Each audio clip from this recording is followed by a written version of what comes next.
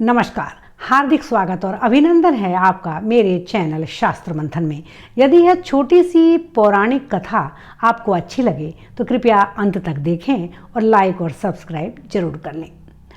ब्रह्मवैवर्त पुराण में यह कथा आती है कि एक बार गरुड़ और सुदर्शन चक्र को अभिमान हो गया कि मुझसे ज़्यादा बलशाली, मुझसे ज़्यादा तेजस्वी तो कोई है ही नहीं। भगवान कृष्ण को जब पता चला तो मंद मंद मुस्काते हुए उन्होंने गरुड़ और सुदर्शन चक्र की परीक्षा लेने के लिए एक अंदर ही अंदर एक कथा का सृजन किया। उन्होंने गरुड़ से कहा कि आप जाइए और कुबेर के उद्यान से कुछ पुष्प लेकर के यहाँ आइए। गरुड़ ने कहा, बस इतनी छोटी सी बात, पुष्प लाने के लिए आप मुझे भेज रहे हैं? घमंड से फूलते हुए और किंचित क्रोधित होते हुए गरुड़ पहुँचे कुबेर के उद्यान में, जहाँ बजरंगबली से उनकी मुलाकात हुई। रास्ते में तो बजरंगबली ने कहा कि बिना कुबेर की आज्ञा के आप कैसे इस फूल को तोड़ सकते हैं, और ये जो पुष्प हैं मेरे भगवान श्री रामचंद्र को प्रिय हैं, आप ऐसे बिना उनकी आज्ञा के इस फूल को नहीं तोड़ सकते हैं। लेकिन गरुड़ ने उनकी बात नहीं मानी तो बजरंगबली ने उन्हें अपनी दाहिनी कांख में दबा लिया और उड़ चले। जब वो कुछ दूर उड़ते चले तो सुदर्शन चक्र ने देखा कि गरुड़ को बजरंगबली ने अपनी बाह में दबा लिया है, तो वो भी लड़ने के लिए आए, लेकिन भगवान ने उन्हें अपनी बाईं कांख के नीचे दबा लिया और दोनों को दबा करके वे भगवान श्री कृष्ण की तरफ, जहाँ श्री कृष्ण थे द्वारिका में, उधर उड़ चले। इधर भगवान श्री कृष्ण ने जब यह लीला देखी तो उन्होंने कहा कि मैं यथाशीघ्र भगवान राम का स्वरूप बना लेता हूँ, नहीं तो बजरंगबली अपने क्रोध में ना जाने क्या करेंगे, लेकिन जब वो श्री राम को देखेंगे तो उनका क्रोध ठंडा हो जाएगा। तो मैं तो अब श्री राम का रूप बनाने जा रहा हूँ।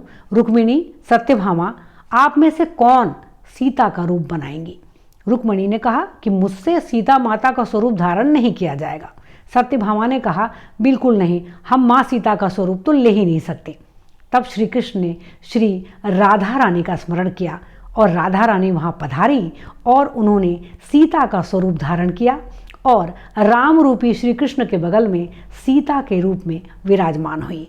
और इधर बजरंगबली जब पहुँचे, दोनों को अपनी दाईं और बाईं कांख में दबाए हुए, तो वहाँ श्री राम और सीता माता जानकी का दर्शन करते ही उनका क्रोध शांत हुआ और उन्होंने उन दोनों को अपनी कांख से उतार कर नीचे रख दिया। तब श्री कृष्ण अपने स्वरूप में आए, अपने रूप में आए और उन्होंने कहा बजरंगबली को आशीर्वाद देते हुए कि आप सच्चे राम भक्त हैं। यहाँ सुदर्शन चक्र और गरुड़ को तो अपनी गति और अपनी वीरता का अत्यंत अभिमान था, उसे ही खंडित करने के लिए मैंने यह कथा रची थी।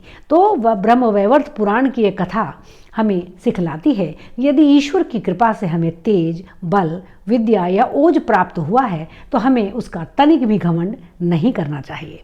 तो इस प्रकार श्री राधा ने भगवती सीता का स्वरूप धारण किया और कृष्ण रूपी श्री राम के बगल में विराजमान हुई। तो ब्रह्मवैवर्त पुराण की यह कथा भगवान श्री कृष्ण और श्री राधा के जो अभिन्न अमिट स्नेह और प्रेम है, जो एक दैवीय शक्ति का प्रेम है, उसको दर्शाती है।